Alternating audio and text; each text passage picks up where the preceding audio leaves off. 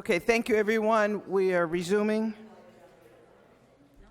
The next part, we have 4 applications to vote on, and then we're going to move into our other work. And what I'm going to ask after we do these 4 decisions is to take James Farm Road out of order and to do it earlier, since there's a number of people who are here to hear about it. So, okay, the first application that we're going to discuss, I'd like to take off the table, is 771 Barnum Avenue cutoff. Is there a motion to take it off the table by So moved, Mr. Madam Chair. Fuller, second by Mr. Giuliano? All in favor? Aye. Aye. Motion passes unanimously.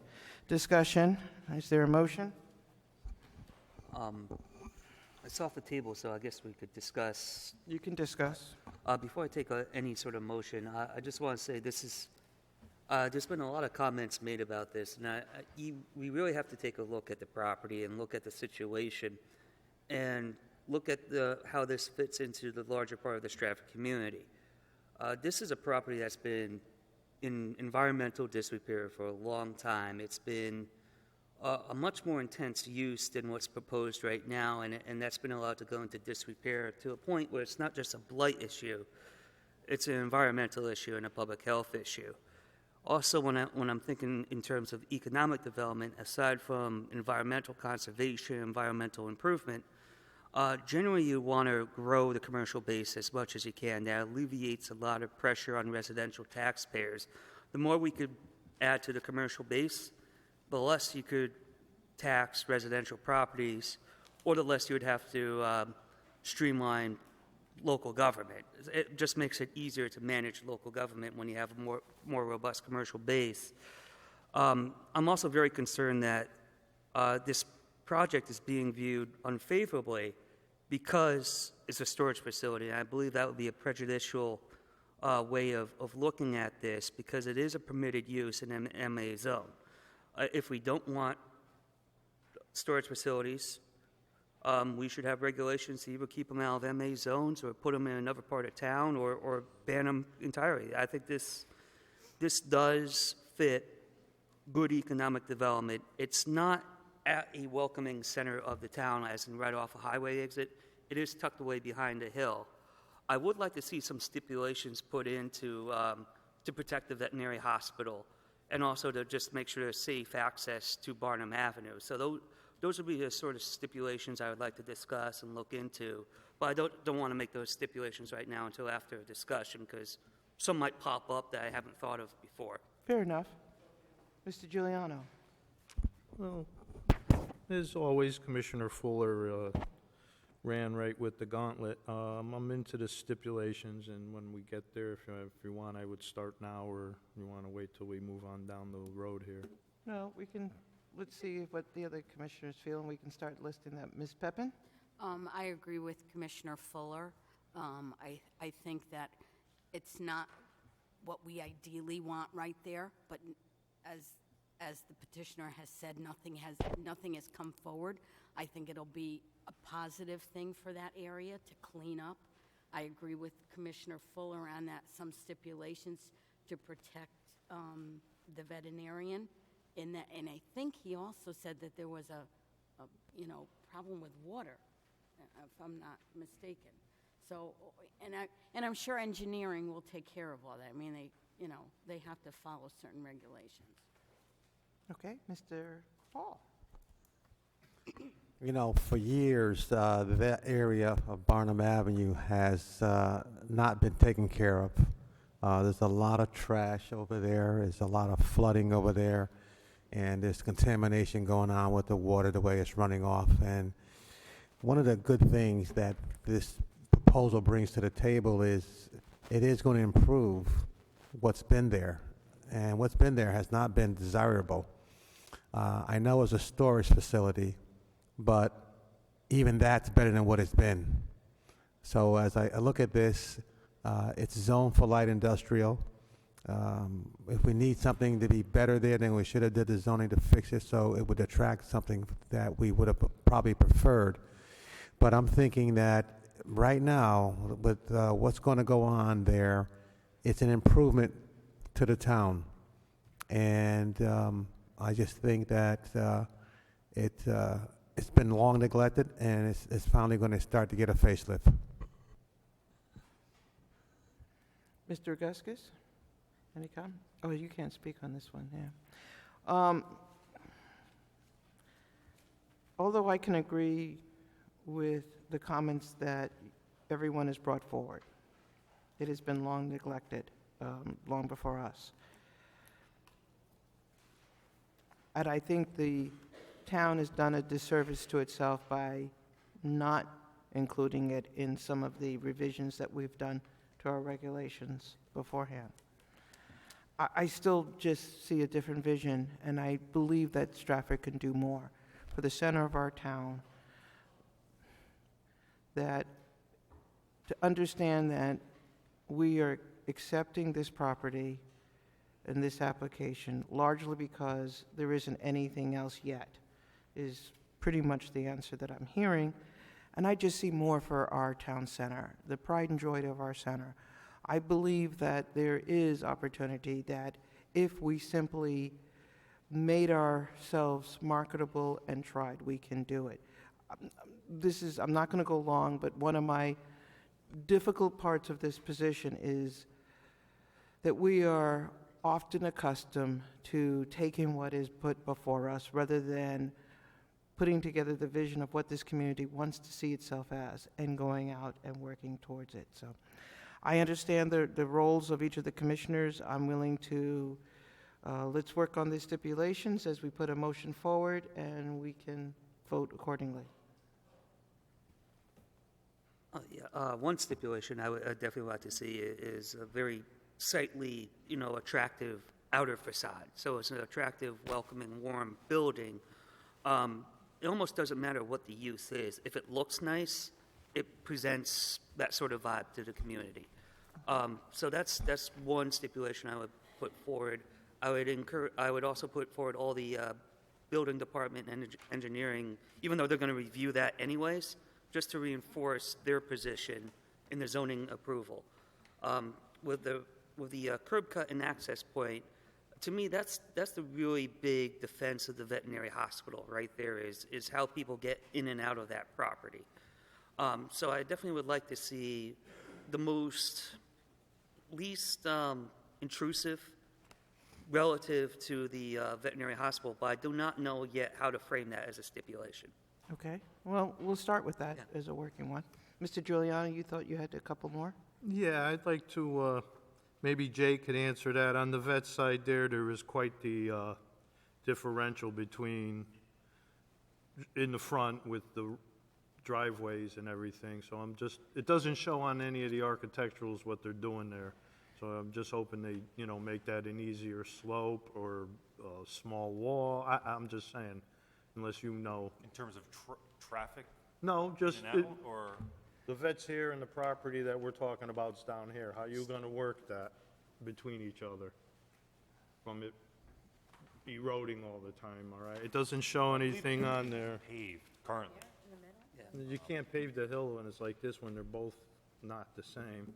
Well, I think it's all paved now. I think Yeah. it's- Well, if you go there and walk on the left-hand side of the building, it'll hit you right in the head. You walk down to the back, that's how you get around there. There's quite a difference, I'm just saying. Doesn't show on any of the drawings what they're doing there. That's all. And I just have a problem with traffic out. All right, I think it should be a right turn, and then with Commissioner Fuller, Well, before you move on, do you want to make that a stipulation? yes, I want to make it a stipulation that it should just be a right turn out of there. Okay. All right, I and just then wanna we make sure we never got had that any clear. issues about coming in over the hill there, trying to make a left in, coming up over that railroad track. I mean, we're just gonna have to, what are we gonna do, bear that? And then Commissioner Fuller's correct on the last thing would be the easements in and out with the curb cuts or whatever, not to infringe with doctor and just make Okay, it how. so we got to you- find the wording of how we want to do that. Yeah, I have to look at the print again then and see how they are. I just wanna- Mr. Fuller? Just to dovetail on what Commissioner Giuliano said, I agree with the right turn and only. Just leaving anywhere on that side of Barnum Ave, the right turn is a very visible turn. You have, it's just the way how the slope is. You can see all the way almost to Crunch Fitness from there, so you get a good line of sight Also, you have the traffic light by Burlington Coat Factory also regulating traffic flow. Why I was also bringing up questions in public hearing, and Commissioner Giuliano just now, is when you coming from Walmart, you're going over that ridge that goes over the train track, that's going west. The sun sets in the west. We've all driven over that ridge before. There's certain times of day, the sun glare is just so bad that someone coming, making a left turn out of there, which is typically during rush hour, when people are coming home, that I think would be a public safety issue. Someone's just not going to see that car coming out. Say they want to take a quick left turn out. It's a traffic accident we could Right. avoid. So that's all in support of a right turn only. Could you help Gail and I formulate the stipulation for curve cups? I have here with the stipulations, attractive facade, the curb cuts because that's intrusive to the veterinary hospital. But how do you enforce that? I mean, what intrusive is a subjective term. That's what I'm looking for. But go ahead, Yeah. Gail, read through the rest of it. Right turn egress only, building department stipulations, and I also put down in here wetland stipulations. Yes.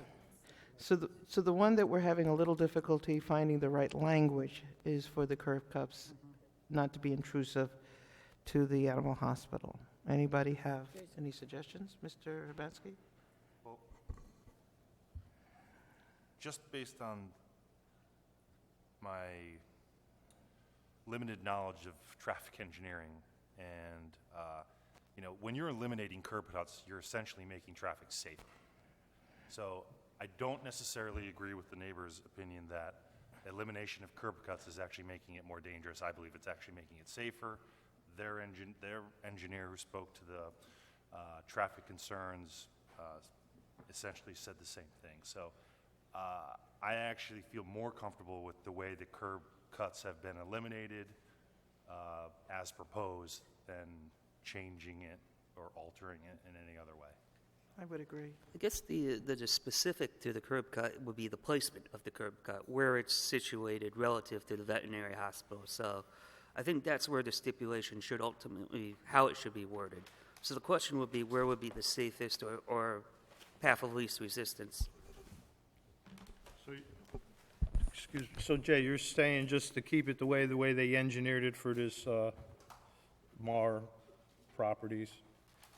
Well, he's saying in general that when you eliminate curb cuts, you make Yeah. traffic more safer, and that's generally the rule of thumb. You want less Yeah, curb and cuts. then the prints he's looking at now are showing the curb cuts the way they want it, and that seems to be pretty much the safest way and what you're getting at. So I mean, all the curb cuts are on their property.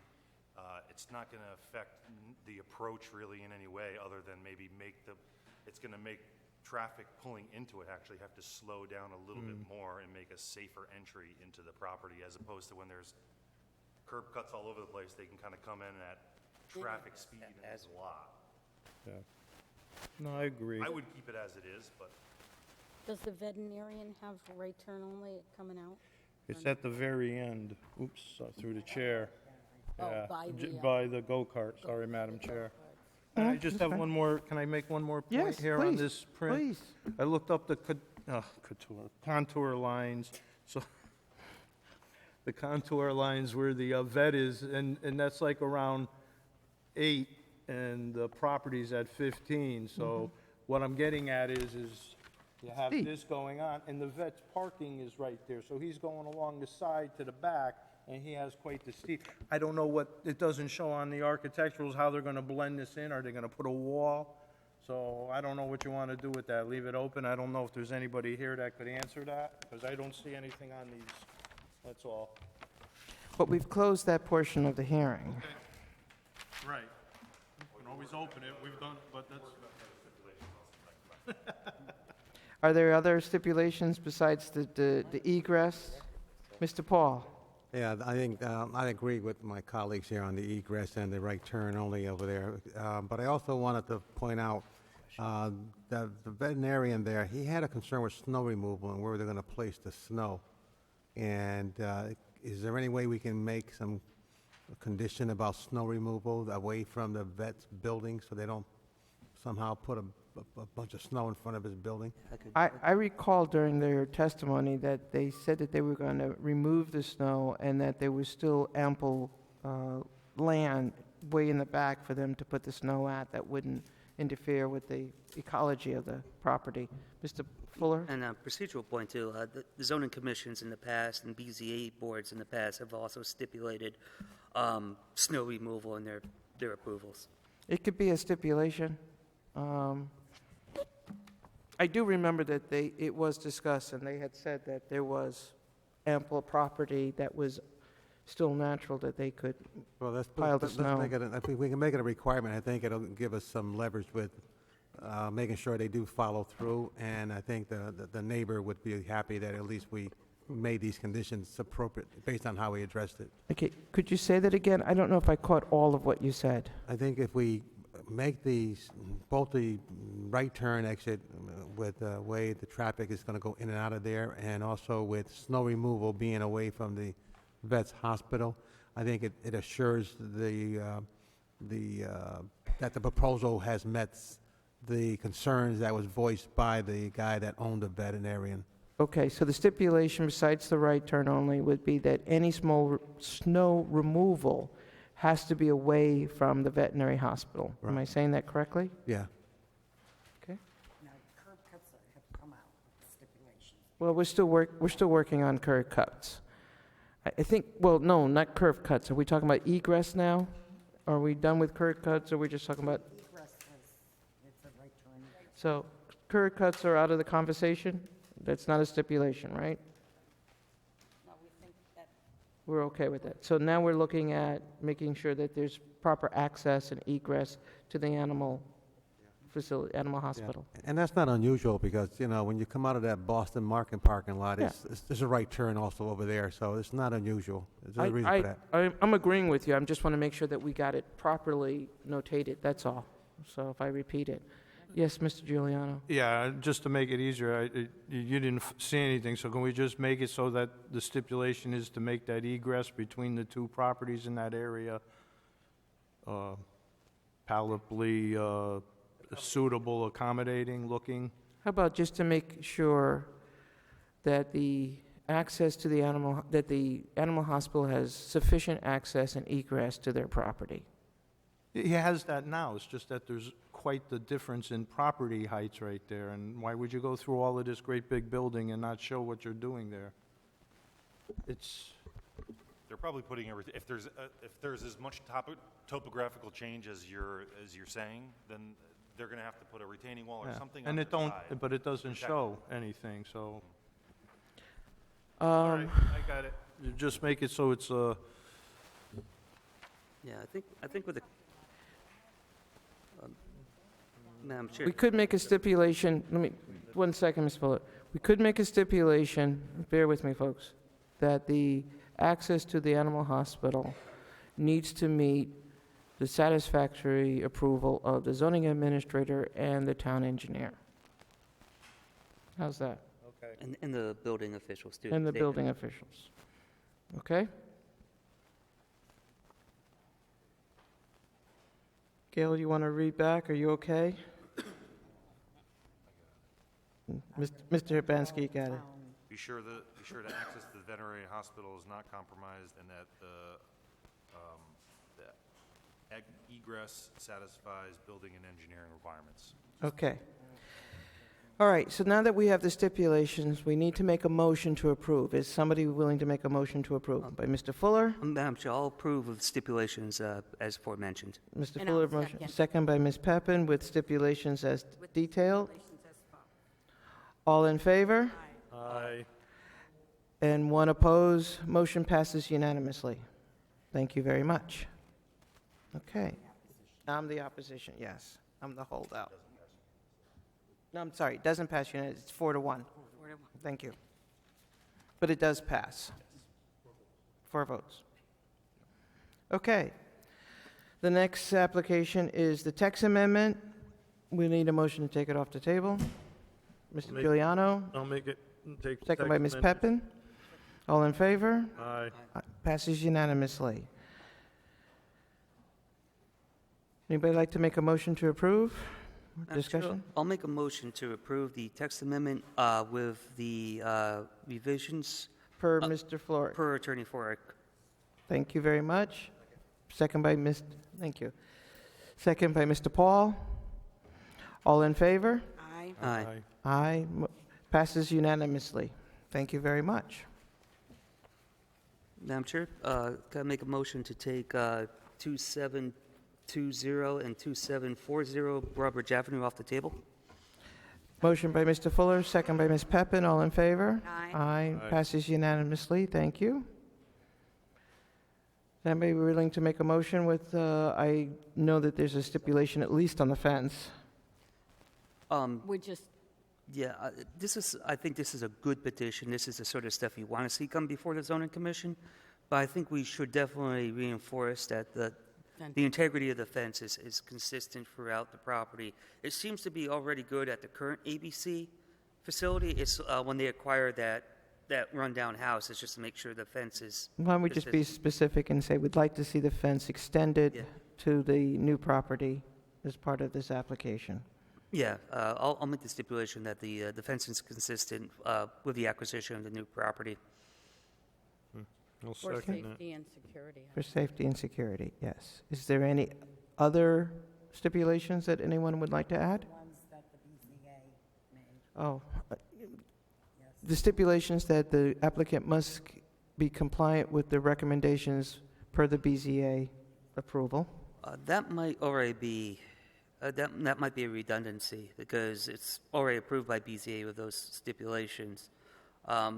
We can't overstipulate or understipulate a decision by a previous board. We can say we accept the Yeah. stipulations as set forth by the BZA.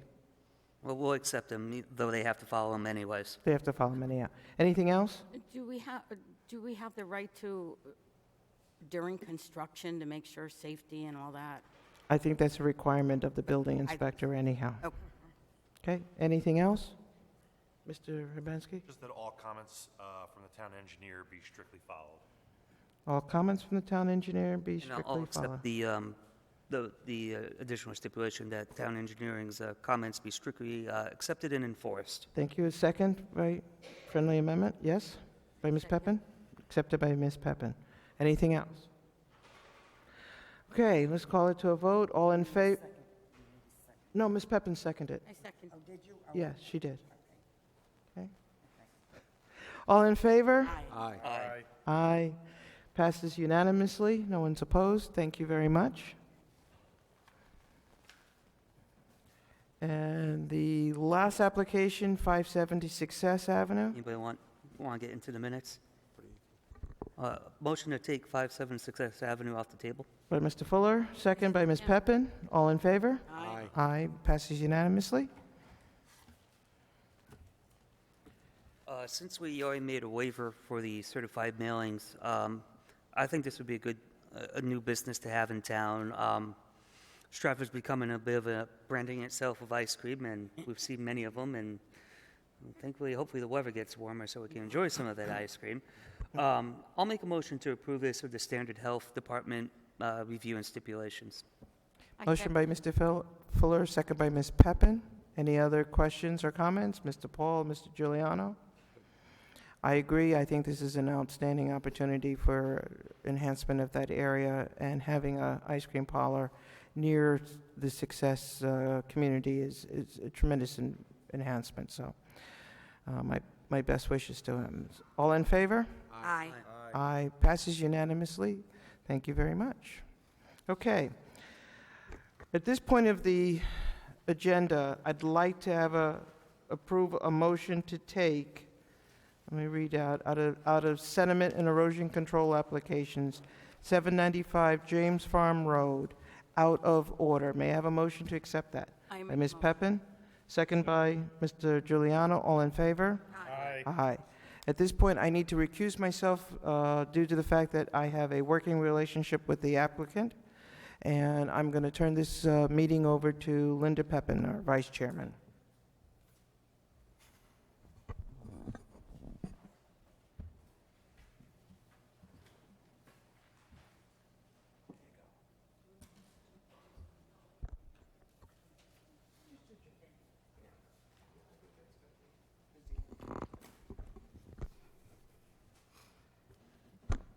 As acting chair, I would like to do sedimentation and erosion control applications.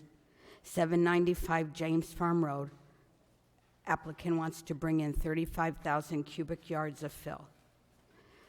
Jay, do you want to give a summary of conservation and engineering comments? Sure. Well, there's not much further explanation just from the application's perspective. The development of the property is to bring in approximately 35,000 cubic yards of fill and grading of unimproved real estate as defined by the regulations 3.1.2.2. On May 16th, the Planning and Zoning Office received comments from the Conservation Administrator. She had approximately 9 comments.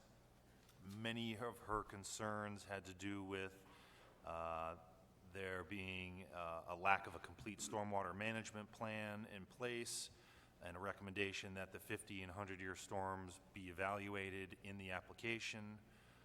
She left this to the discretion of the town engineer. She also recommended that due to the steep topography in site and the listing of the Cemetery Pond Brook as an impaired watercourse as designated by deep water quality standards, that the applicant be actually held to the 100-year storm design. Number 2, the Conservation Administrator felt that there was no information as to how the wall surrounding the property was going to be constructed. How would the stormwater be appropriately managed during the construction of the wall? Number 3, the stormwater system does not seem adequate.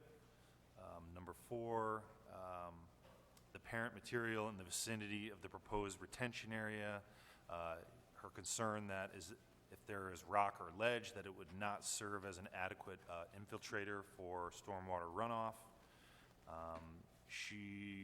The Conservation Administrator also stressed concerns about a monitoring plan in place and how the applicant would ensure that fill is not being carried downhill by stormwater in between the fill being brought in and future development. Number 6, because there's a structure on site, she had questions about how the applicant would propose to handle any potential contaminated building debris. Let's see, what else? She had questions as to what the source of the proposed fill was. The applicant must apply for, okay, here it is. Under best management practices in site plans, the applicant refers to activities being conducted in or adjacent to watercourses. If this is applicable, the applicant must apply for inland wetlands watercourse permits as required by the town of Stratford. As a quick overview of the town engineer's comments, which we received today, there's no mention of removal of the existing improvements in the narrative, abandonment of any well or septic system, house foundation, oil tank, etc. The removal of tree stumps, organic and other unsuitable material prior to the placement of structural fill and material. There's also no mention of the specification of structural material or placement of methods which would be needed for future development. There are no pipes, number 3, there are no pipes proposed for the grading plan, which would normally be connected to the defender structure. So a site plan should be attached to the grading plan. Number 4, the plan shows a sewer on James Farm Road, which is neither in place or approved at this time.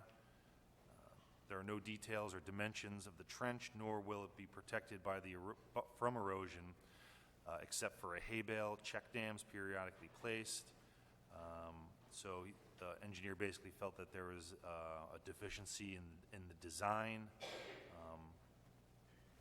He also felt that there's a large, due to the large rough grade of the site, there are areas that could be left undisturbed. Number 7, the diversion swales discharge to a retention area sediment basin. This is located within the CLMP right-of-way. Those are the transmission lines that run along the rear of the property. The town engineer feels that CLMP permission should be obtained prior to the approval of the town. Town engineer feels that there should be some sort of quality control on the fill being deposited in terms of its compatibility, silt content, and ability to be constructed upon. Their fill needs to be structurally, should be able to structurally support whatever is being built on top of it. And last, sheet 2 indicates that post-construction site runoff coefficient is estimated to be 75. He would like to see documentation of this calculation of the pre- and post-construction coefficients, and he would like them submitted to his office. So those are basically the experts' opinions on our assessment of the current application. I think they feel that there are some things that are lacking from the application. That's basically it. Attorney Flork, do you have any comments on this? Only to reinforce what Jay just said, if you look at the applicable zoning regulation, it seems to require that the plan show a number of very particular things. It would be up to you to review what's been submitted and the plans that have been submitted, and to determine whether you feel that those requirements have been met. Although in this context, the comments by the experts, by Town Engineer John Casey and Tina Beto, the Conservation Administrator, would seem to spell out the deficiencies that they found in reviewing the plan against the zoning requirements. I think you have to weigh that against the fact that most of this board has heard a lot of previous evidence about this site. And you denied an application which is presently under appeal. I think that the purpose of this is to attempt to address some of the concerns that you may have had in hearing the previous evidence under the other application. But clearly, the experts seem to feel that the plans submitted do not address all of the zoning requirements. You don't have to be persuaded by that, but you do have to review the zoning regulations to determine whether you think that the zoning requirements as appearing in the regulations have been satisfied. It really is an extensive list, so it's kind of hard to see how all of those requirements have been met. Commissioner Fuller. Thank you, Madam Chair. I just want a couple questions because there's a couple members of the public here who showed up specifically for this agenda item. So this sediment and erosion application, we typically do not see many of them on the zoning commission, especially without some sort of site plan petition that co-joins it. So this is a little unusual to begin with. But I just want to kind of ask the 800-pound elephant or gorilla in the room that whether this is approved, denied, or anything else, this is not an approval of an 830G application or any other sort of housing application. This is just the sediment and erosion petition that's before the board tonight. That's correct. This is a completely separate area of the zoning regulations. But as I said, I sense that a lot of this is aimed at addressing concerns that were voiced by the zoning commission in that previous application and voiced by the opponents in that previous application. And my other procedural question is, what sort of role or review would the Inland and Wetlands Commission have in this particular petition or application, for lack of, it's not really a petition, it's not a public hearing. I believe that the zoning regulations state, and if you give me a minute, I'll check it. I believe that they state that it may be, the commission may require it to be heard. Yeah. 3.1 3.1.2.7. The Planning or Zoning Commission may forward a copy of the development proposal to the Stratford Conservation Commission, other town of Stratford department, commissions, or agencies, or any consultant for review and/or comment. Now, I know that the Conservation Administrator has weighed in, but I'm not sure that, the Conservation Commission itself has. No. So Not to my knowledge. it would seem that you have that right to request that review. That would be something I would feel comfortable with, because then you'd have multiple commissions to review, whether it's conservation or inland and wetlands. Inland and wetlands would also probably compel a hearing of some kind, so the petitioner could also redress any sort of statements made by town engineering or town conservation that they feel is inaccurate or something that they could address as well. Commissioner Julian. Sure. Well, with that being said, I'd like to Attorney Floric. I'd just like to cut to the chase. I mean, can I just make a motion not to accept this at all due to the fact of the building practices? And I have a boatload of paperwork in front of me that's so negative that it seems like once again we're here with the cart in front of the horse again. And I keep saying that. I don't know what paperwork you have in front of you. Well, I have what you just cited with the erosion sediment and 3 point whatever. We have all the other two from, Commissioner Julian, is that the town engineering conservation administrator's reports? and then we have that over here, yeah. Oh, yeah, so that's what, So we have all of that. I mean, so this is from the town staff. They just town staff, Yeah, everything. I mean, you- That's what I'm saying. I mean, it's just like pages of, The town engineer and the conservation administrator have given their views. You have the right to refer it to the entire Conservation Commission if you wanted to do that. You do have to make a review of the zoning regulations and the requirements listed in those zoning regulations with respect to soil and erosion control to make a determination that, in fact, the plan submitted does not show all of those requirements. So you need to make an affirmative finding of that. Based on that, could you deny? Yes, you could deny, certainly.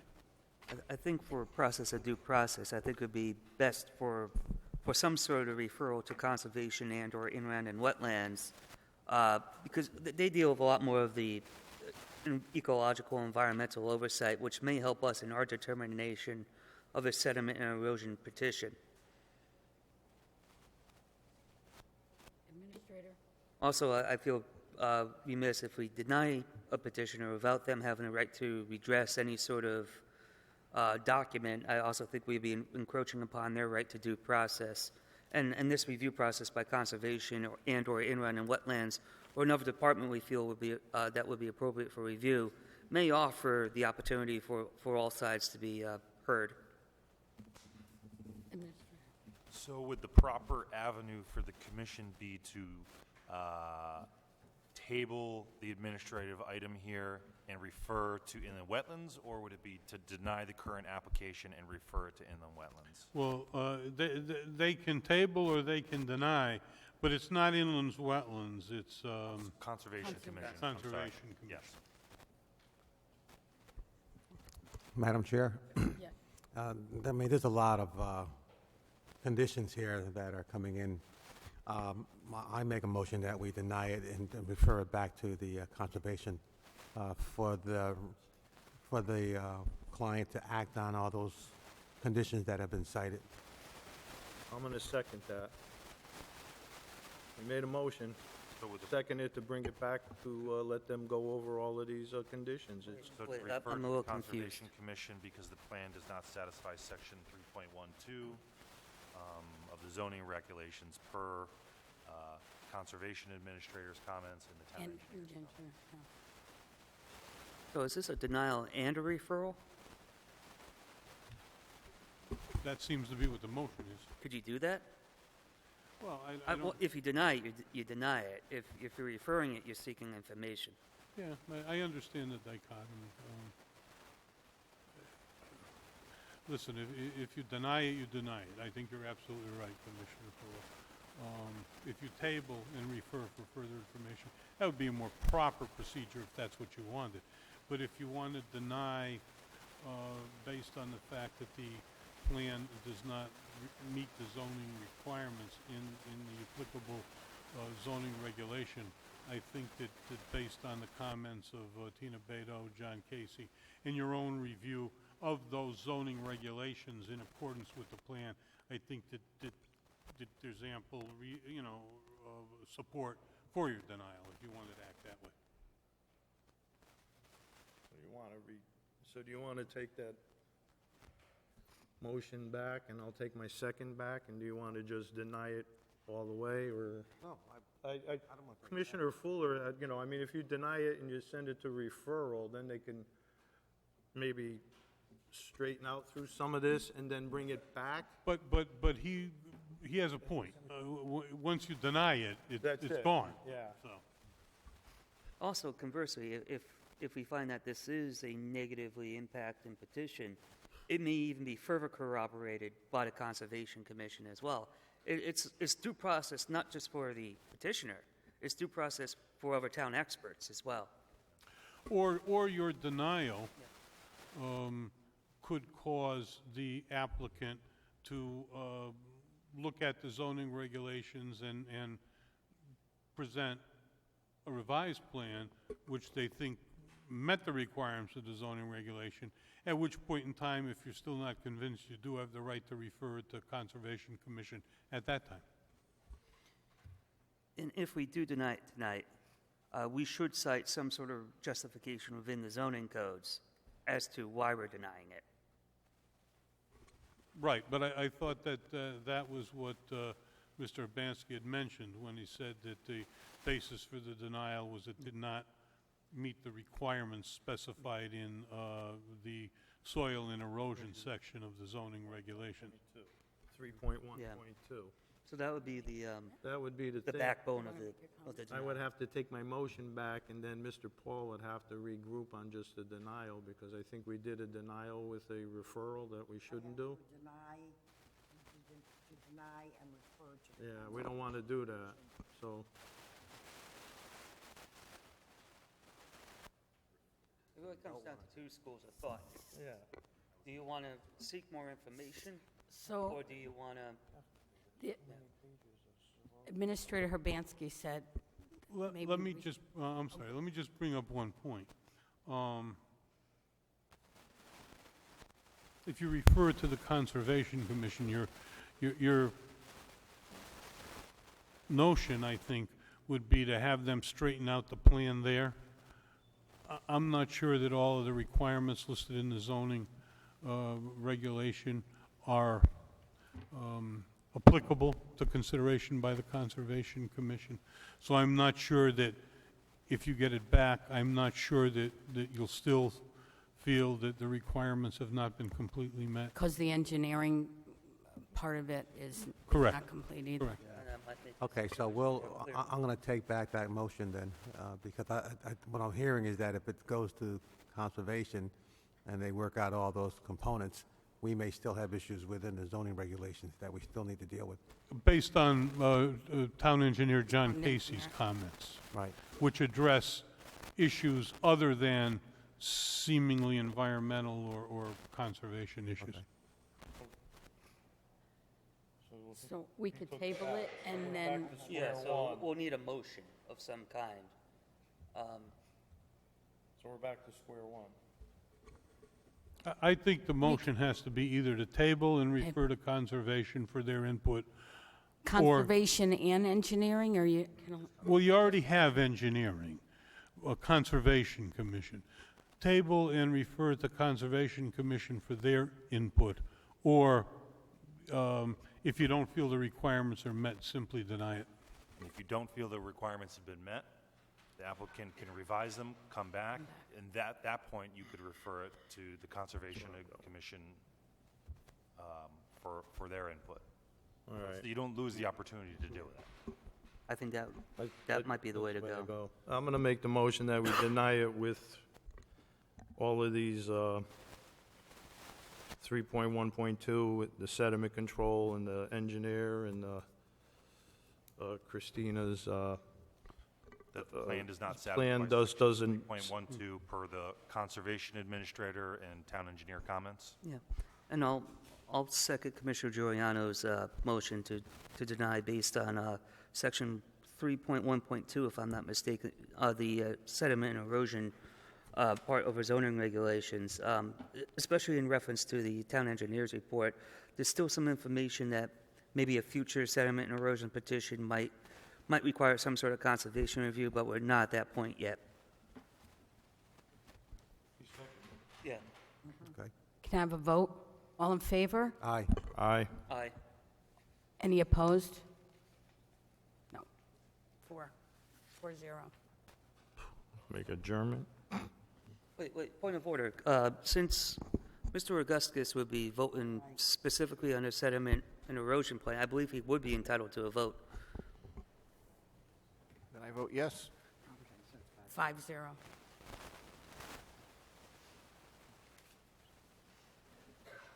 We should just note in the minutes that Yeah. Commissioner Augustus was sitting in on that. It's lonely.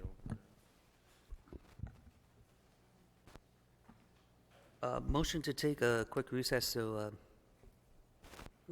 Remove me from. yeah, well, I didn't want to do a coup d'etat here, but Thank you.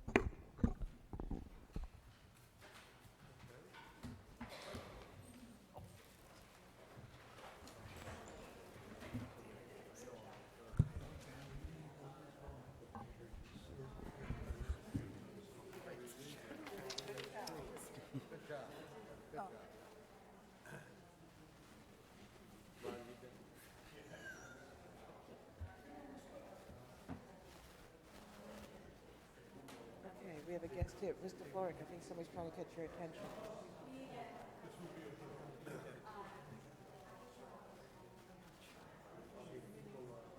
We're back to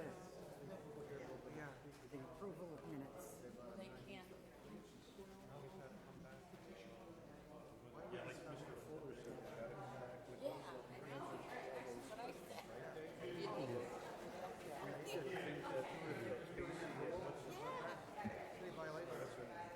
yeah.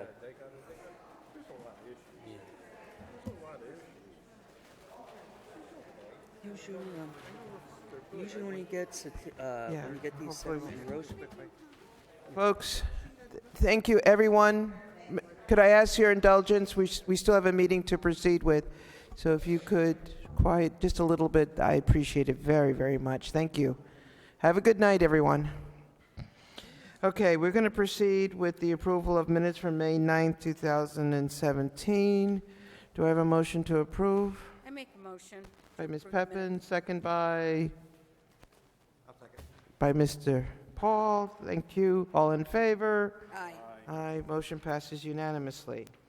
And we're going to go into discussion. Our first item is the takeout restaurants and versus the dine-in restaurants. And we all received some new language, which I'm going to dig out.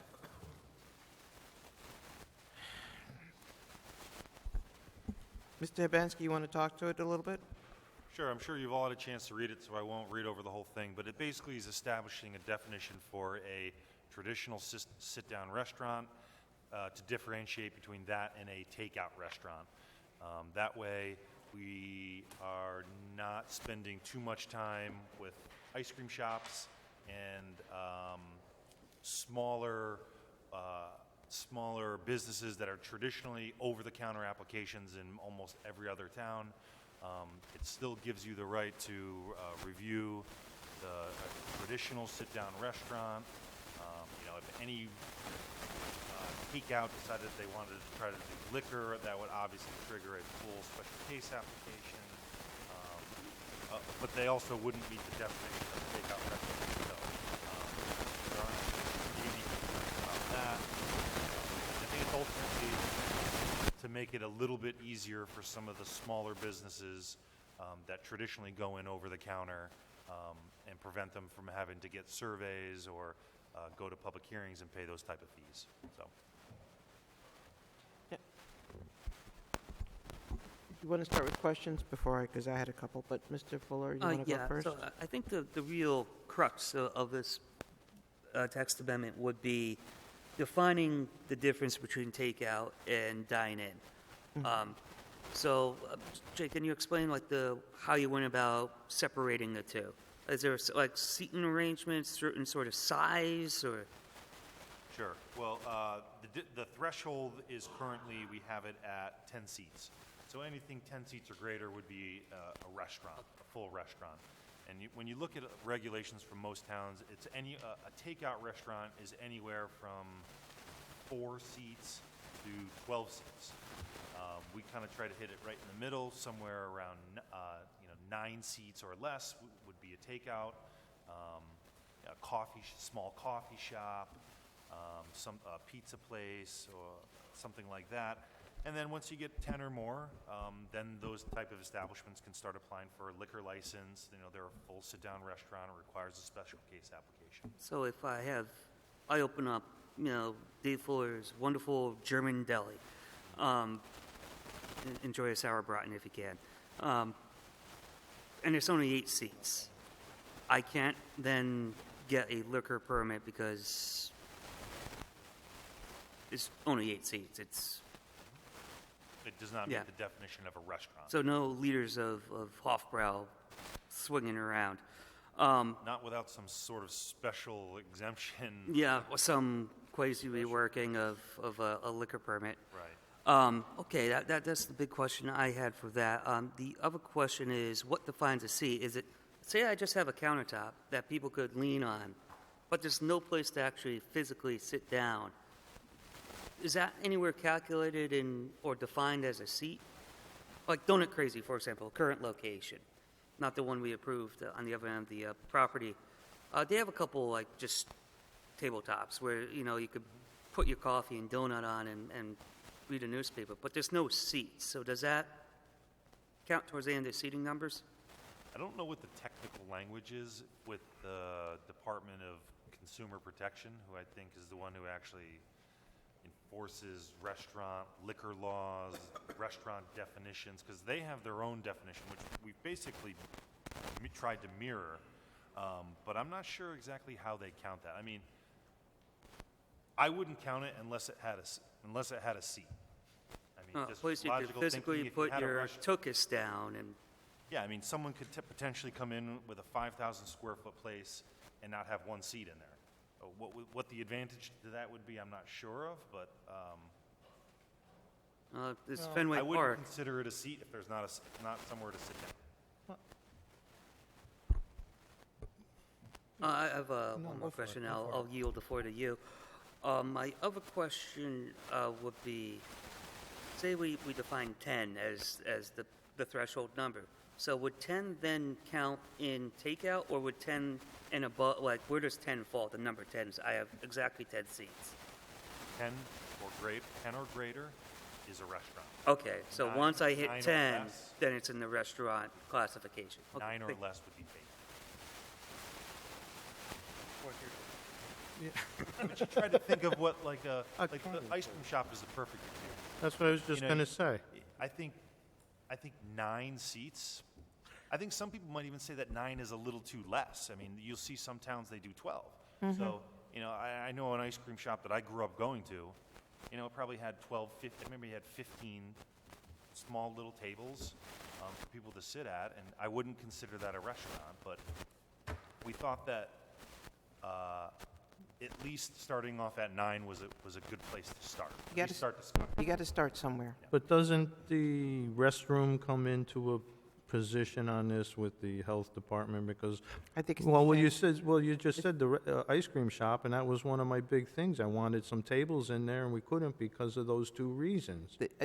I think the health department's regulations, irregardless of how we defined it, they have their own set of criteria that Well, they apply. That's what I'm getting at. So, like, if we do something that gives them 10 seats or whatever, the health department can say, yeah, well, that's nice, but you can't do it because of the bathroom. Well, that's part of what happens. Or what they may say is, Then why would we do that? Why would we bring that up then? Well, we're going to send this to the health department for comments, but But that's how the regulation read, though.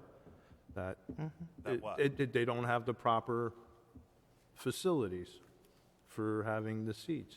Well, the other side of it is if the health department, let's say, for conversation said, wanted a second bathroom at 4, well, that's just what they have to do. It doesn't, what it does for us is that it saves them one regulatory hurdle. Yeah, I'm all for the, For- I'm all towards that. for the hurdles. But they still would have to meet the requirements of the health department regardless of whatever number we choose. I mean, you could honestly say that there has to be a bathroom there for the employees regardless.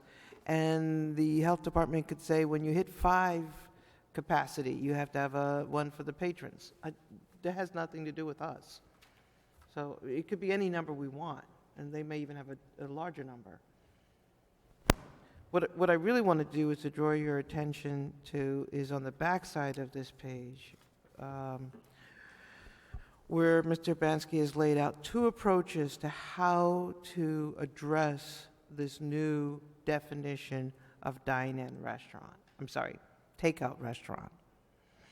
The first one is the approval by the zoning administrator, and the second one is the approval by the zoning commission. So assuming that, A, we have defined a takeout restaurant, a definition separate from a restaurant, now we have to set up the regulation of what do you do? And Mr. Bansky's given you a couple of options that may address some of our needs. I happen to favor the first one that says approval by zoning administrator.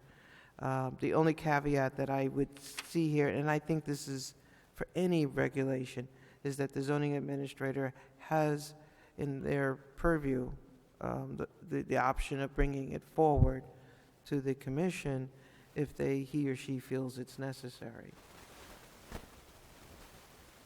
And that should go carte blanche under either scenario. Now, the second one, the approval for the zoning commission, we would still review it. They would still pay the additional fee. They wouldn't have the survey to fill out, but they would still need to wait for our approval, even if we do it in an administrative session. They would not need to go to a full public hearing. And I added that option based on some of the comments that were going around, so it's always nice to have something else to choose from. Mhm.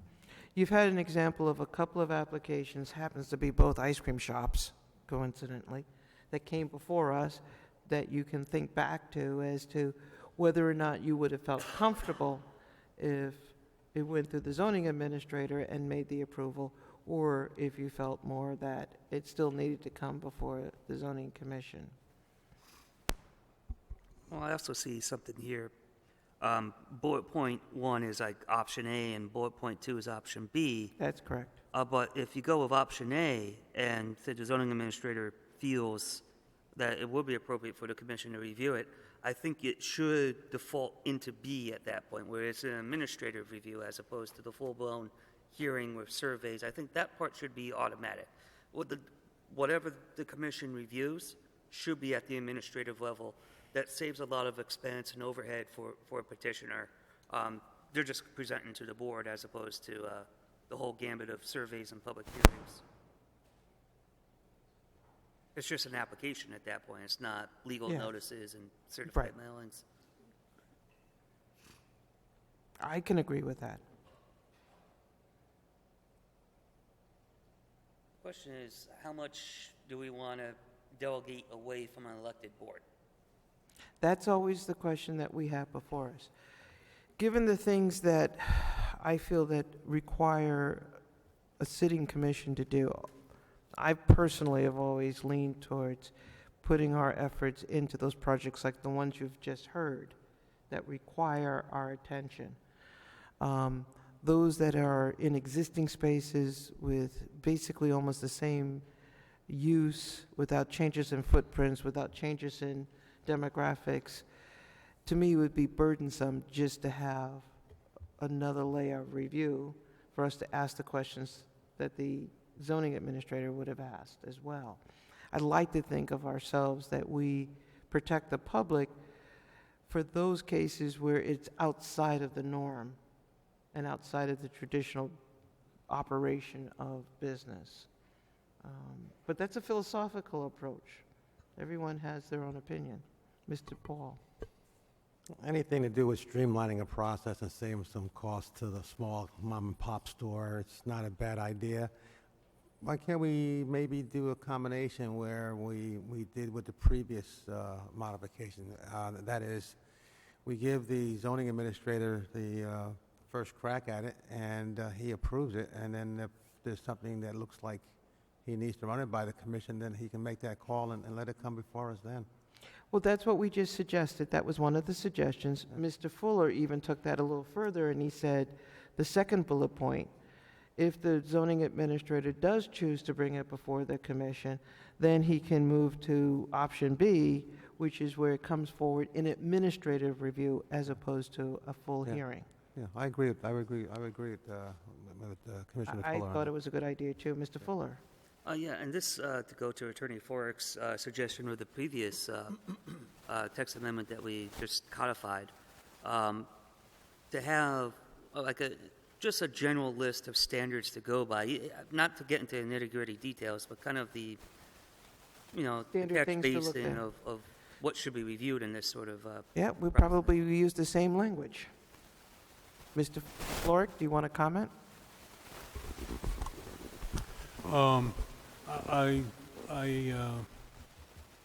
I do think that you can set forth some standards. I don't think that ever hurts. Standards are important in defending challenges to zoning regulations based on there being void for vagueness and delegated too much unfettered discretion to entities, whether it be a zoning commissioner, whether it be a planning and zoning administrator. So I do think that you could do it very similarly to the way you did the last Which I one. believe we did, it just tailored more towards this specific item, hours of operation, refuse storage area, drive-through restaurants are considered full service. So those are the criteria that you're choosing from as opposed to health and safety and noise and pollution. That's more for carnivals and special events. That was the criteria that we decided to implement for this application.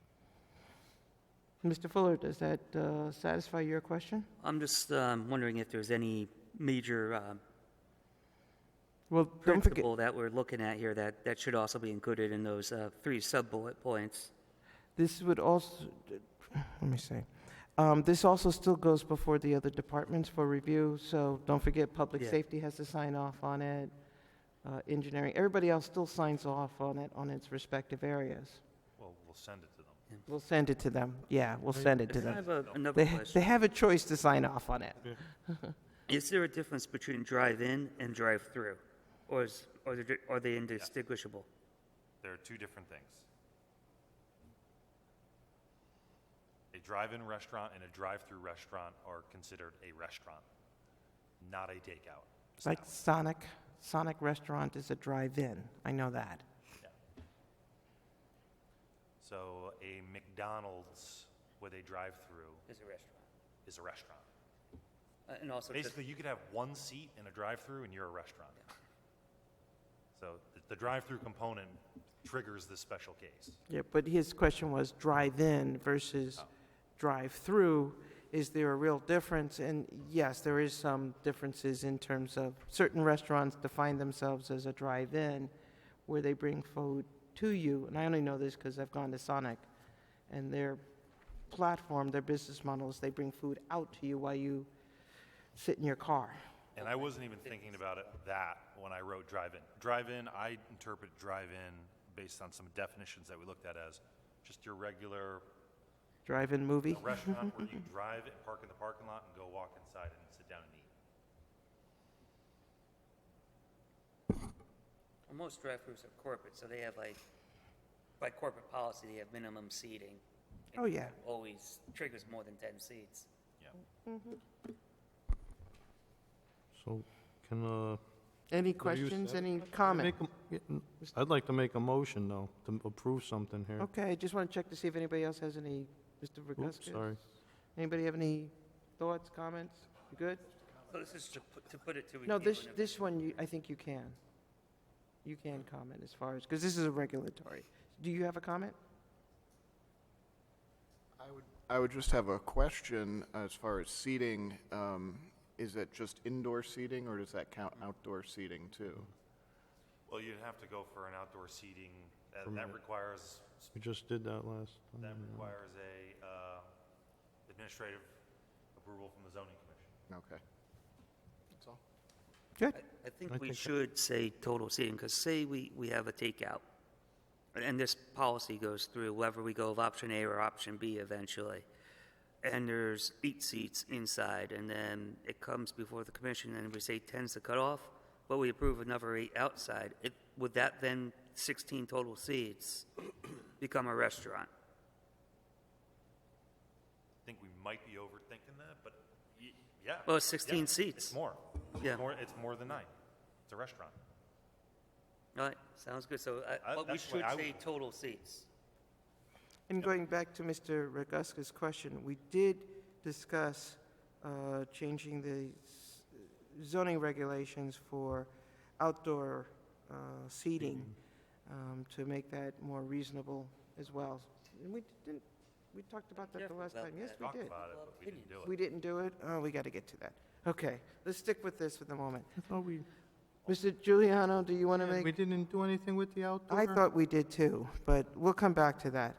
Mr. Giuliano, did you want to make a motion to approve? I wanted to make a motion to approve the zoning administrator's recommendation here with his bullet points, but I'd like to, I think I'm in a junction with everybody else for approval if he needs to see to run it by the flagpole to us after, like we did on some of the other ones that we approved. How about that we approve the option A, which is the first bullet point, Yeah, that's not Um, marked, but that's what, and if in the zoning administrator's opinion, it should be Be- discussed by or approved by the zoning commission, correct, it would follow through the wording of option B. correct, Madam Chair. Second. Second by Mr. Paul. Any more discussion? Point of clarification, though.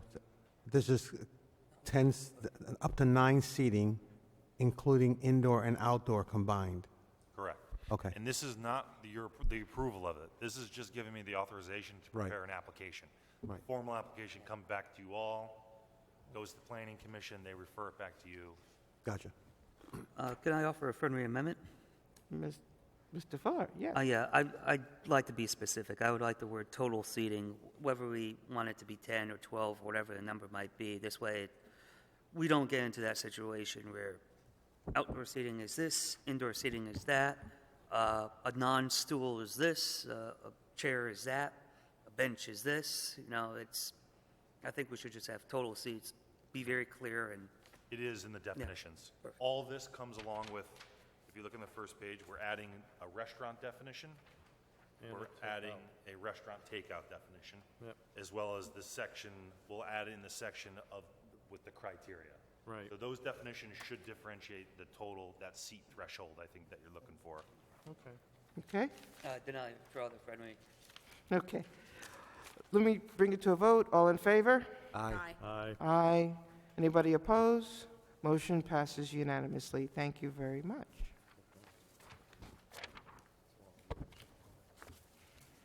I think next on our list is the bedroom. Just want to make sure. So this was just the last pass that we made some small changes.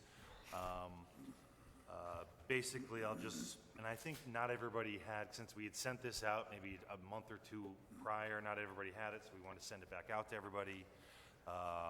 The meat of it is really on the second page in the conclusion, which basically says that the regulation of apartment complexes is an important zoning tool in the community, can be achieved by other means related to allowable density and conditions of approval. Removal of neighborhood development quotas, which we currently have, and deferring to existing development density and special case controls, which you folks have here at the Zoning Commission, in the existing RS and RM1 zones.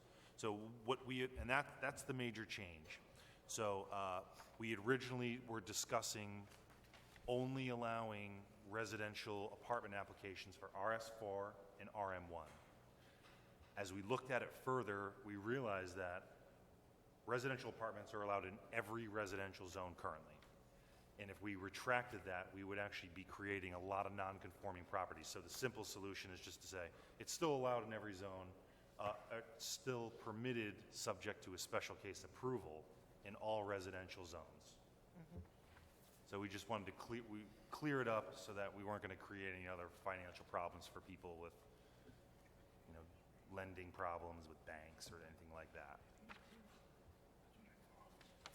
And I'd be happy to answer any other questions. This is the same scenario. You're not voting on anything tonight. If you decide you want me to prepare the application, that's what I would do, or maybe we have more discussion. I would feel comfortable with more discussion.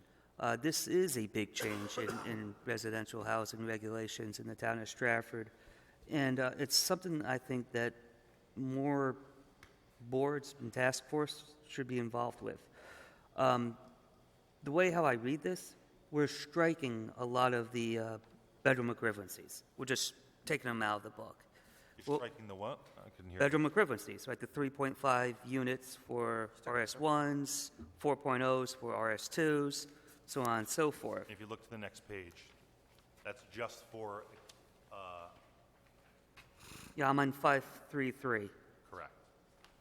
It went to, 535 Yes. is where you find it at now. We just moved it so that it's. Just moved. So it's moving from one section to another.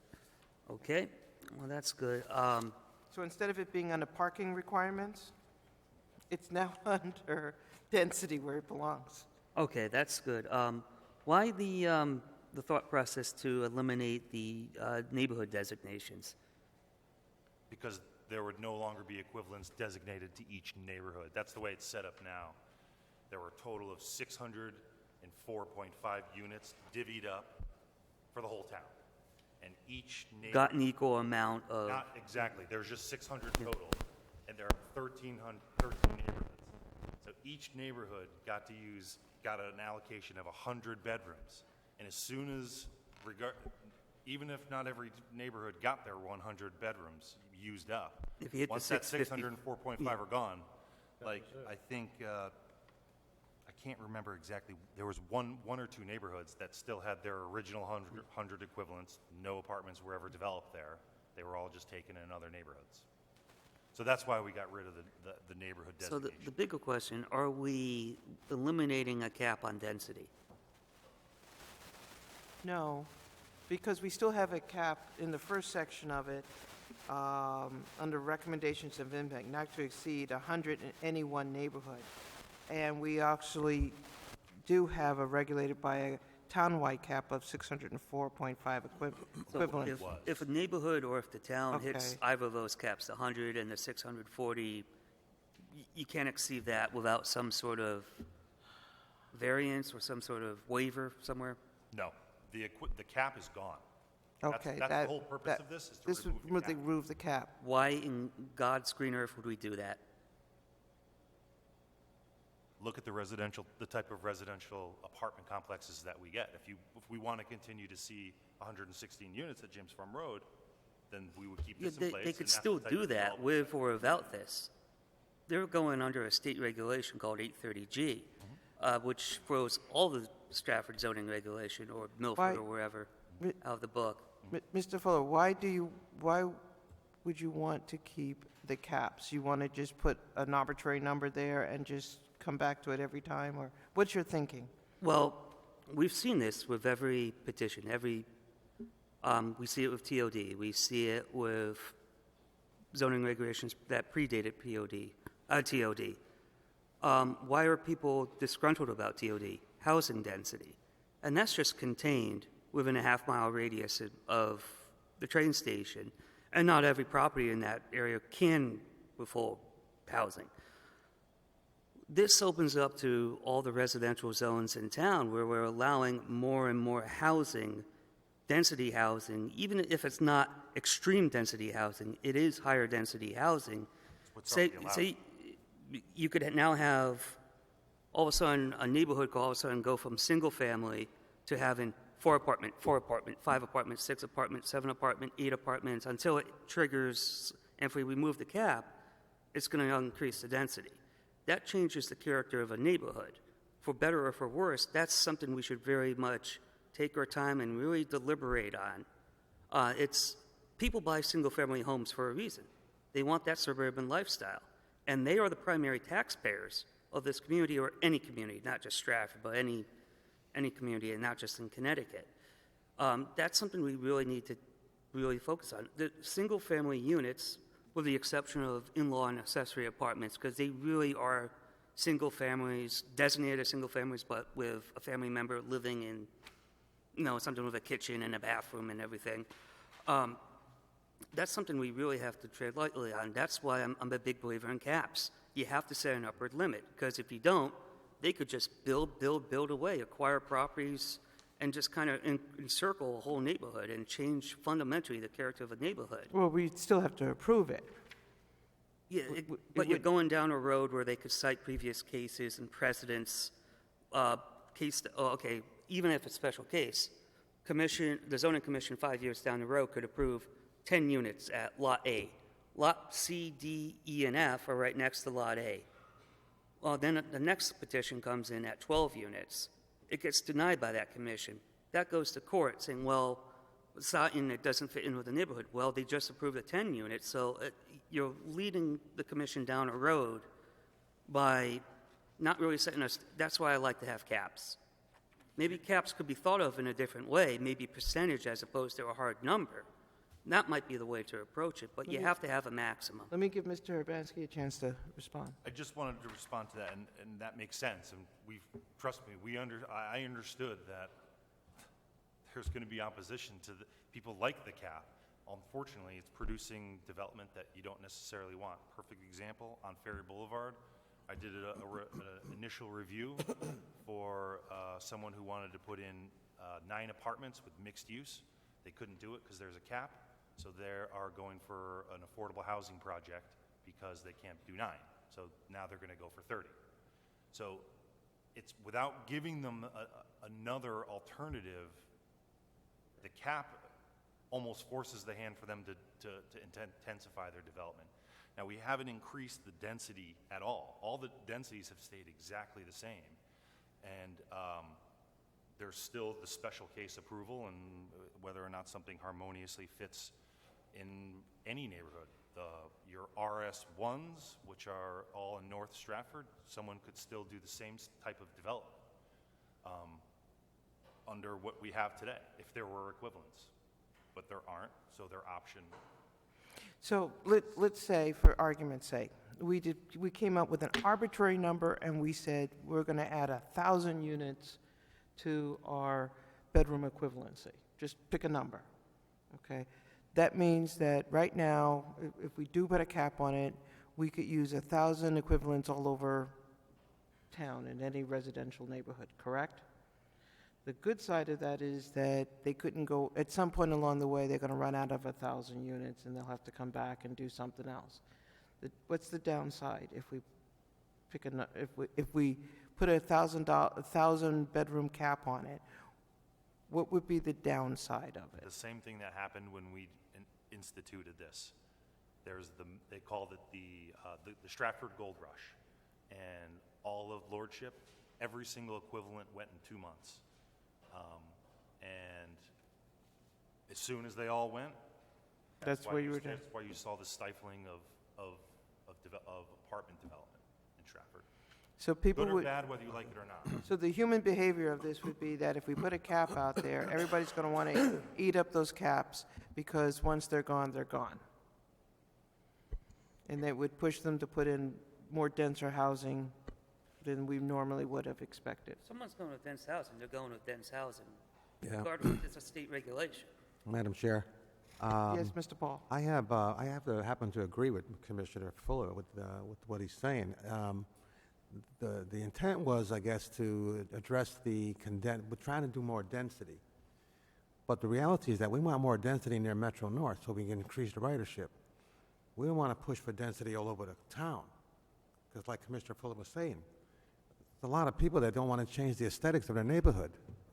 And when we look at crossing out these neighborhoods, we open up Pandora's box now for all these apartments to start sneaking into these neighborhoods, the way it reads to me and based on my interpretation.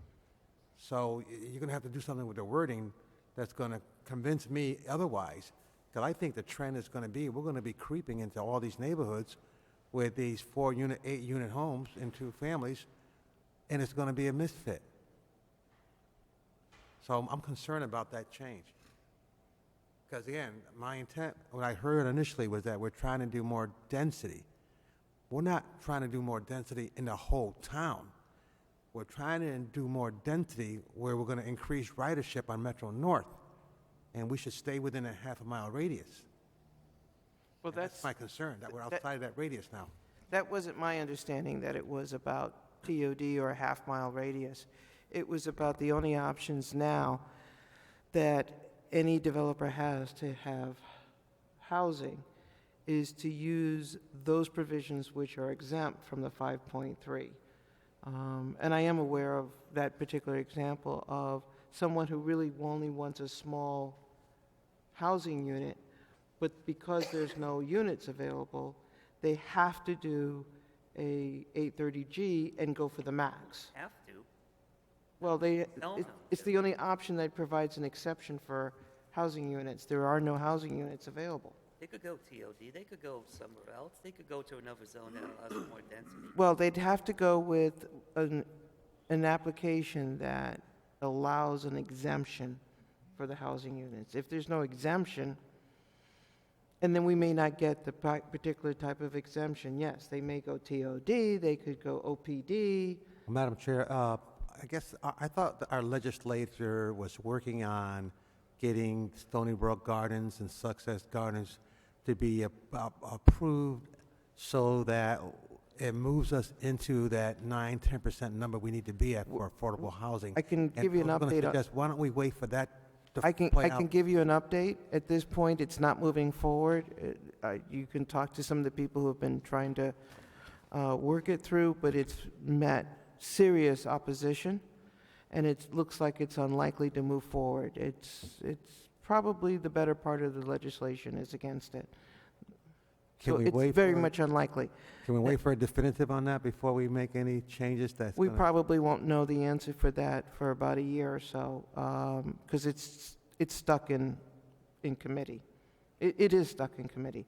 The one thing that we are looking at that might have some opportunities, and this again, that will take a couple of months, is whether or not through some maneuvering of the state lending money to Stony Brook, that they then, if the state, one, comes up with the money to lend it to Stony Brook, two, if Stony Brook accepts the provisions of how it works, and three, the legislator then accepts that Stony Brook, because they lent money to it, is now considered affordable housing, may put us back over the threshold.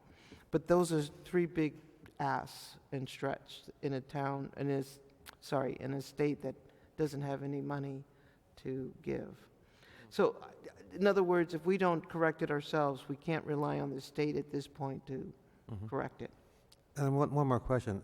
Is Avalon, though the apartments they built, is Avalon any part of that affordable housing? Yes, it is. So my question is, what's wrong with affordable housing?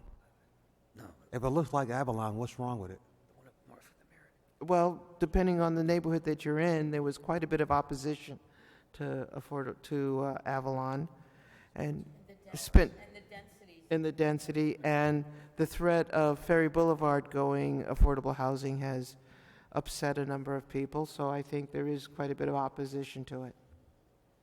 But Mr. Urbanski, you had some thoughts. I just wanted to say that I'm not offended in any way if anyone doesn't like this.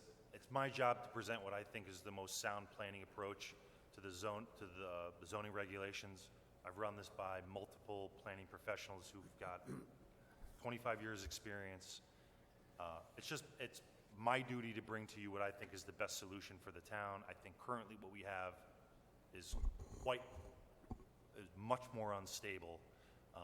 And what we're proposing, I feel it's the best option, but like I said, I'm not offended in any way if you folks don't want to do it.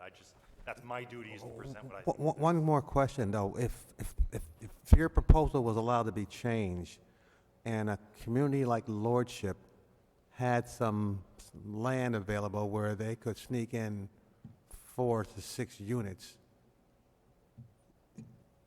could that conceivably happen based on this modification you're proposing?